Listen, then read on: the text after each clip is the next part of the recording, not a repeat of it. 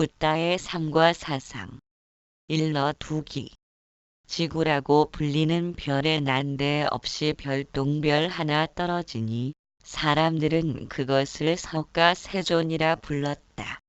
석가세존은 사람들에게 태어났다는 것은 고해 바다에서 돛단배 한 척 풍랑에 휩쓸리는 것.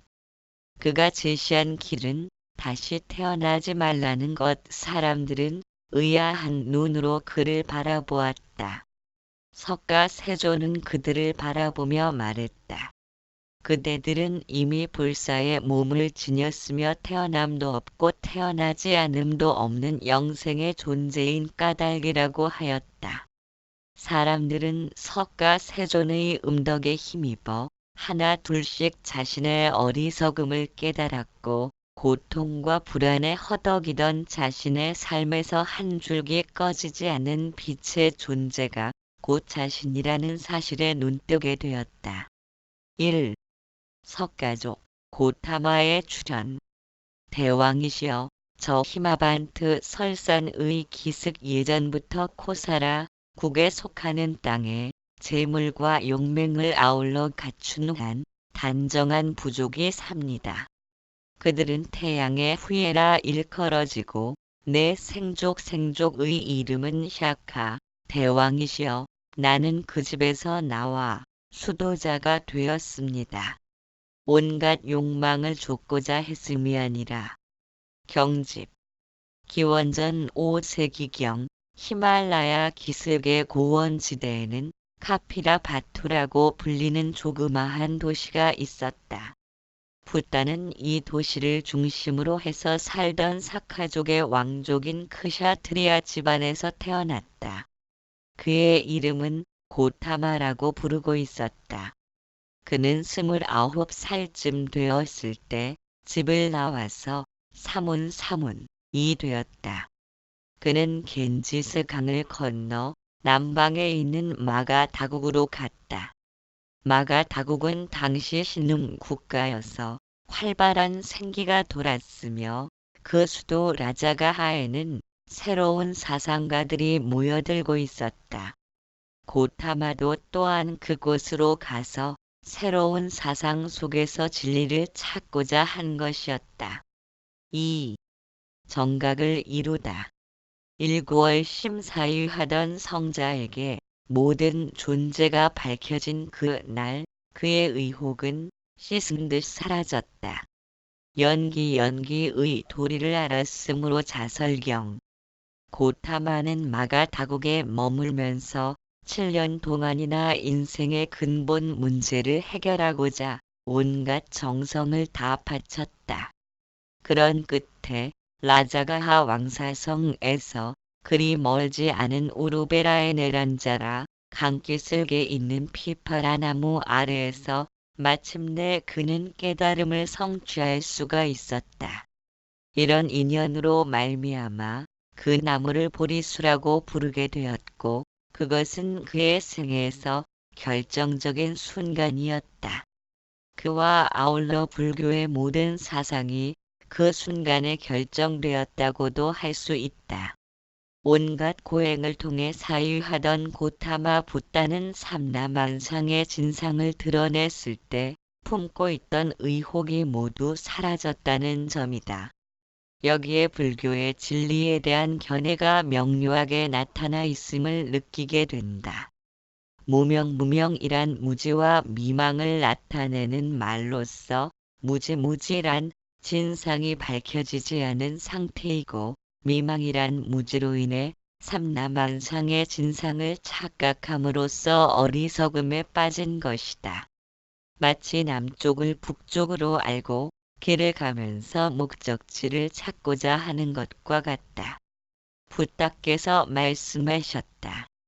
대저도를 봄은 마치 횃불을 가지고 어두운 방에 들어갈 때 그 어둠이 없어지고 광명만이 남는 것과 같으니라. 만일 사람이 그 어떤 것에도 가려지지 않은 눈을 뜨게 될 때 일체의 존재는 있는 그대로 진상을 우리의 눈앞에 드러내 보인다는 것이다. 그렇다면 가리워진 눈으로 세상을 보는 것을 붓다는 보리가 징얼빠짐하다고 하였다. 보리가 징한 상태로 보기 때문에 온갖 삼라만상이 제각각 여러 가지 형태로 눈에 비치는 것이다. 고타마 붓다는 깨달음을 얻고자 여러 도인들을 찾아 공부하기도 했다. 대표적으로는 아라라 카라마와 우타카 라마푸타가 그의 스승이었다고 한다. 그들은 이른바 육사외도 붓다. 당시의 대표적인 6명의 사상가에는 들어있지 않았으므로 그 당시 마가 다국을 중심으로 활약했던 새로운 사상가들로 추측된다. 학문이나 사상의 세계에서는 스승도 또한 넘어가지 않을 수 없다. 제자가 언제까지나 스승의 제자로서 멈추어 있어서는 사상의 새로운 전개가 불가능하기 때문이다. 고타마 붓다는 차례차례 어느 스승이나 넘어서고 지나갔다.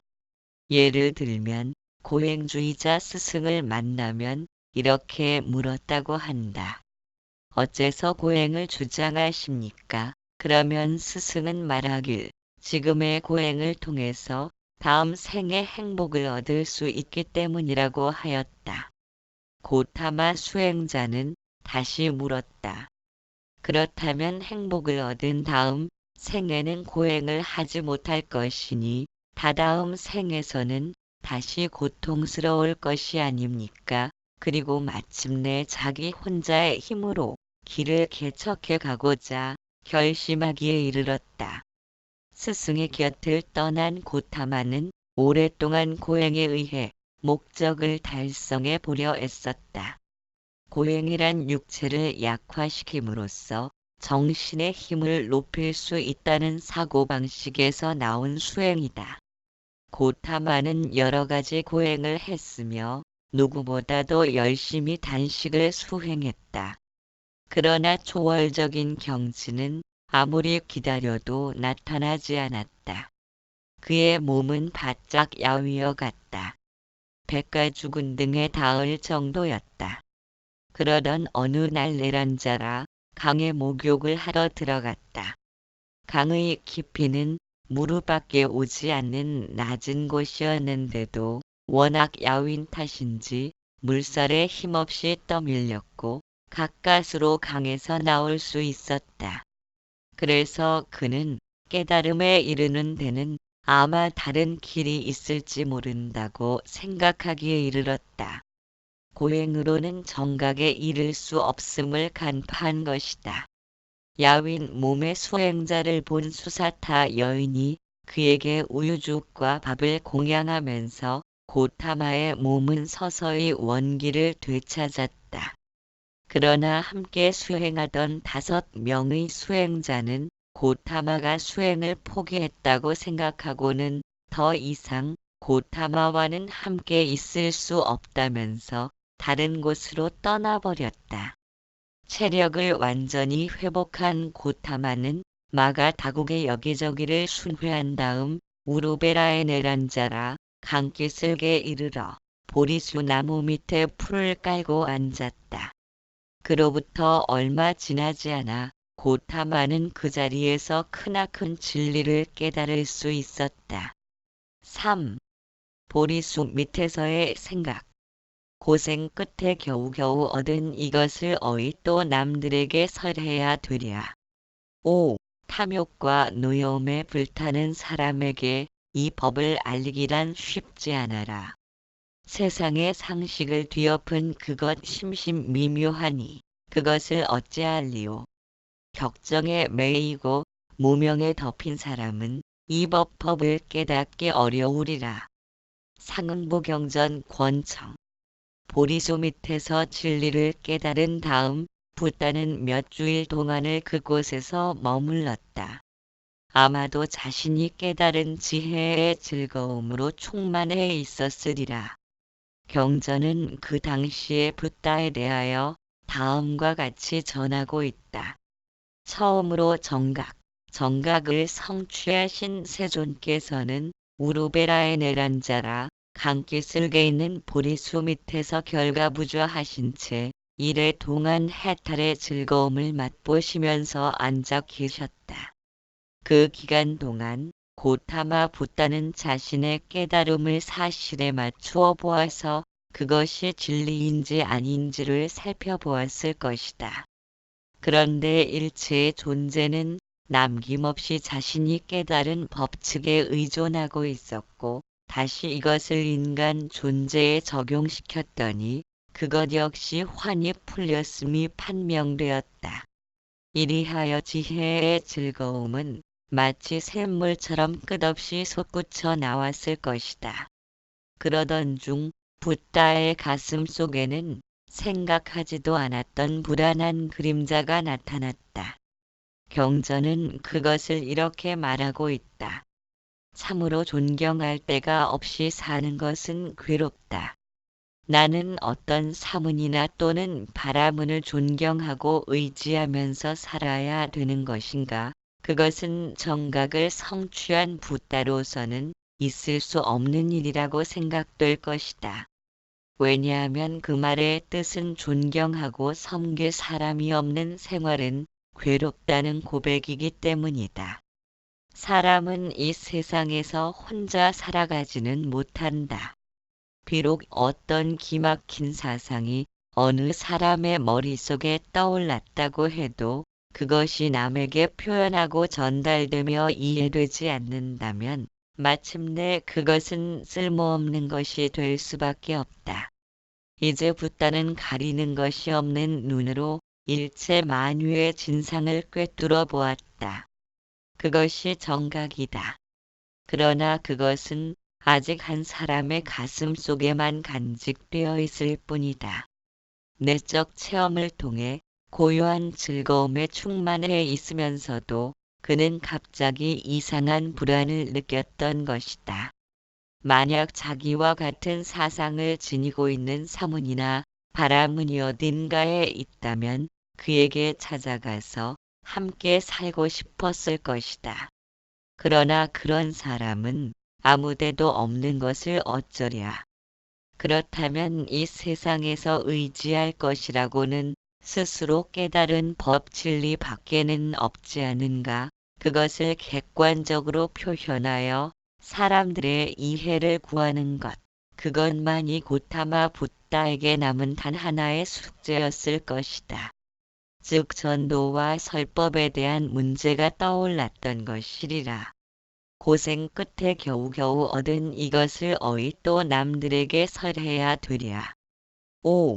탐욕과 노여움에 불타는 사람에게 이 법을 알리기란 쉽지 않아라. 세상의 상식을 뒤엎은 그것 심심미묘하니 그것을 어찌 알리오. 격정에 매이고 무명에 덮인 사람은 이 법을 깨닫기 어려우리라. 붓다는 자신의 깨달음을 사람들에게 이해시키는 문제를 놓고 주저했음이 명백하다. 붓다의 마음은 침묵으로 기울고 설법으로는 기울지 않았으리라. 만약 법을 설한다 해도 사람들이 과연 그것을 이해할 수 있을까? 그것이 염려가 되었기 때문일 것이다. 경전에서는 이렇게 표현하고 있다. 세상의 상식을 뒤엎은 그것, 깊고도 깊으며 심심미묘하니 어찌 알리오. 세상의 상식을 뒤엎을 정도로 이렇게 어려운데도 세상 사람들은 탐욕과 분노에 사로잡히고 격정과 무명에 덮여 있다. 그렇다면 내가 기껏 설해 보았자 나만 지치고 말리라. 그것이 고타마 붓다의 심정이었을 것이다. 설법이 중요한 문제가 되면서도 붓다의 마음은 쉽사리 그쪽으로 기울지 않았다. 그것을 뒤집어 마침내 설법의 결심으로까지 이끌고 간 소식을 경에서는 신화적인 수법으로 묘사하고 있다. 이른바 범천 권청의 설화가 그것이다. 범천이란 만유의 근원인 브라만, 브레멘을 신격화한 인도의 신이다. 붓다가 설법을 주저하고 있음을 안 범천은 그래서는 세상이 망하리라고 걱정한 나머지 급히 붓다 앞에 나타나서 권청에 맞이 않았다는 것이다. 세존이시여 원컨대 법을 설하시옵소서. 이 세상에는 눈이 티끌로 가려짐이 적은 사람도 있사옵거늘 만일 그들이 법을 듣지 못한다면 망하지 않겠나이까. 그들이 법을 듣는다면 패시 깨달음에 이르오리다. 그래서 붓다는 법의 눈으로 다시 한 번 세상 사람들의 모습을 관찰했다. 그때 붓다의 눈에 비친 세상 사람들의 모습을 경전은 연꽃에 비유하여 서술하고 있다. 연못 쪽에는 온갖 빛깔의 연꽃이 핀다. 어떤 것은 아직도 흙탕물 속에 잠겨 있는 것도 있다. 그러나 어떤 것은 수면 위에 고개를 들고 아름답게 피어 있다. 진흙 속에서 나왔으면서도 그것에 조금도 물들지 않은 채 맑은 꽃을 피운다. 그것과 같이 세상 사람들도 가지각색임을 관찰한 붓다는 마침내 설법을 결심했다. 그리고 말했다. 내 이제 감로의 문을 여나니 귀 있는 이는 들으라. 낡은 믿음 버리고. 붓다가 진리를 깨달았다는 것은 불교뿐 아니라 이 세상에서는 가장 중요한 일일 것이다. 만일 그 사실이 없다면 오늘의 불교도 있을 수 없을 뿐더러 인간에게는 상식을 뒤엎을 만한 진리로서 인간의 모든 고통을 영원히 벗어나는 길이 존재함을 이해하지 못했을 것이다. 물론 깨달은 사람들이 없는 것은 아니다. 그러나 그 깨달음의 내용이 설법의 형식을 통해 객관화되었다는 것도 매우 중요한 일이다. 왜냐하면 이것 없이는 사람들의 이해를 구할 수 없으며 정신적인 혁명을 통해 인간은 무한한 가능성을 지닌 존재라는 사실을 받아들이지 못했을 것이다. 4. 고진멸도 네 가지 진리의 첫 설법. 비구들아, 출가한 이는 두 극단에 달려가서는 안 되나니 그 둘이란 무엇인가. 온갖 욕망에 깊이 집착함은 어리석고 추하다. 범부의 소행이어서 성스럽지 못하며 또 무익하니라. 또 스스로 고행을 일삼음은 오직 괴로울 뿐이며 역시 성스럽지 못하고 무익하니라. 나는 이 두 가지 극단을 버리고 중도를 깨달았으니 그것은 눈을 뜨게 하고 지혜를 생기게 하며 적정 번뇌가 끊어짐과 증지 지혜를 체득와 등각 깨달음은 평등함과 열반 해탈을 돕느니라. 상응보경전. 깨달음의 사상적 내용인 연기의 법칙과 최초의 설법에서 중요한 주제가 되었던 네 가지 진리 사체를 비교할 때 이 두 가지는 완전히 다르다는 것을 알 수 있다. 붓다는 간신히 설법할 결심이 서서 처음으로 사람들을 향해 법을 설했을 때 자신의 깨달음의 내용을 그대로 전한 것은 아니었으며 이른바 네 가지 진리로서 제시되었다.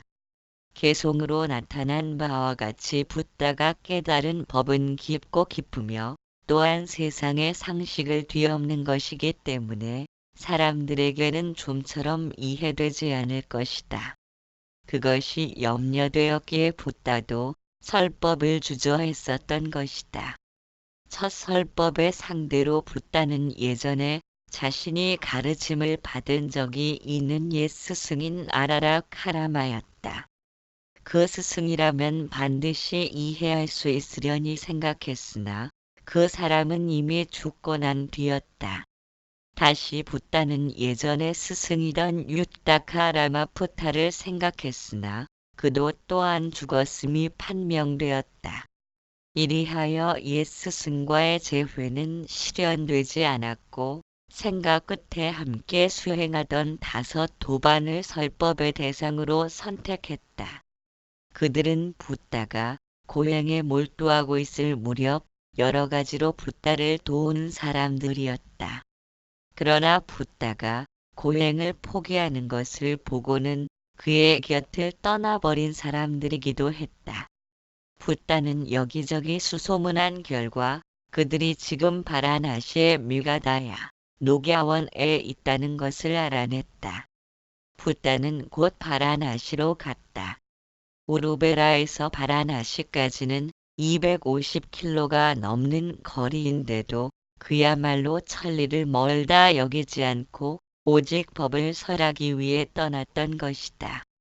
가는 도중에 붓다는 한 사문을 만났다. 경전은 그의 이름을 사명외도인 우파카라 전하였으며 그는 붓다의 얼굴을 보자 말을 걸어왔다. 사명외도 사명외도. 모든 것은 운명이요. 인간의 의지력은 아무 작용도 하지 못한다고 주장하는 학파 존자여, 당신의 얼굴은 참으로 광명에 넘쳐 있습니다. 당신은 누구에 의해 출가했고 누구를 스승으로 모셔 가르침을 받았습니까? 그것은 붓다가 자신의 깨달은 바를 이야기할 예기치 않은 기회가 되었다. 경전은 붓다의 대답을 운문으로 기록해 놓았다. 나는 일체에 뛰어나고 일체를 아는 사람. 무엇에도 더럽혀짐 없는 사람. 모든 것 사리사이 버리고 떠남하여 애욕을 끊고 해탈한 사람. 스스로 체득했거니 누구를 가리켜 스승이라 하랴. 나에게는 스승이 없고 같은 이 없으며 이 세상에 비길 이 없도다. 나는 곧 성자요 최고의 스승 나 홀로 정각 이루어 고요롭도다. 이제 법을 설하려 가시로 가거니 어둠의 세상에 감로의 북을 올리리라. 아직 젊은 고타마 붓다가 자신만만하게 말하는 모습을 본 우파카는 아연실색하면서 말하길 어쩌면 그럴지도 모르지 하면서 머리를 설레설레 흔들며 가버렸다고 한다. 붓다는 다시 여행을 계속하여 마침내 밀가다야 녹야원에 도착했다. 그러나 5명의 도반 수행자들은 붓다가 다가오는 것을 보고 환영조차 하지 않으며 다음과 같이 말했다. 보라. 저기에 나타난 이는 고타마이다. 그는 고행을 버리고 사치에 떨어진 사람이다. 인사도 하지 말고 일어나 마중도 하지 말고 의발도 받아주지 말아야 하리라. 그러나 자리만은 펴주자. 앉고 싶거든 앉게는 해야지. 막상 붓다가 다가오자 그들은 일어나서 맞아주었다. 의발도 받아주고 발을 씻을 물도 떠다 주었다. 함께 수행하던 도반으로서의 우정은 남아있었던 것이리라. 그러나 붓다가 자신의 깨달은 바를 이야기하려 하자 그들은 완고히 듣기를 거부했다. 그들은 앞서 붓다가 고행을 포기했으며 타락한 것이라고 생각하고 있었으므로 그가 진리를 깨달을 수 있었으리라고는 믿지 못했던 것이다. 그럼 너희는 예전에 내 안색이 이렇게 광명에 넘쳐 있는 것을 본 적이 있는가? 하고 물었다고 전한다. 5명의 비구들도 그러고 보니 고타마의 안색이 예사롭지 않음을 보게 되었다. 그렇다면 어디 그가 말하는 것을 드러나 보자는 쪽으로 마음이 움직였다. 그리하여 붓다. 최초의 설법이 녹야원에서 베풀어지게 되었던 것이다. 붓다가 45년에 걸쳐 행했던 설법의 수요는 몇 천에 이를 것이다. 그리고 그 설법들은 모두 대기설법이었다고 한다. 즉 사람들의 근기에 맞게끔 또는 문제에 따라 어울리는 내용으로 설해졌다. 그런 중에서 오직 한 번만 예외가 있었다. 그 예외가 지금 말하고자 하는 최초의 설법이다. 여기서는 먼저 설하고자 하는 가르침의 내용이 마련된 다음에 설했기 때문에 붙다가 그 깨달은 내용을 가지고 자진해서 설한 것은 이 첫 설법뿐이었다고 할 수 있다. 호세 사람들은 초전법륜이라고 표현하였으며 이제 미다가야에서 5명의 비구를 상대로 설해지게 되었다. 비구들아, 출가한 이는 두 극단에 달려가서는 안 되나니 그 둘이란 무엇인가? 온갖 욕망에 깊이 집착함은 어리석고 주하다. 범부의 소행이어서 성스럽지 못하며 또 무익하니라. 또 스스로 고행을 일삼음은 오직 괴로울 뿐이며 역시 성스럽지 못하고 무익하니라. 이장장의 첫머리에 인용한 1절이 처음으로 설해졌으며 그것은 먼저 두 극단적인 입장에 대한 비판으로 시작되었다. 그 하나는 쾌락주의의 입장, 즉 온갖 욕망에 깊이 집착하는 것에 대한 비판이다.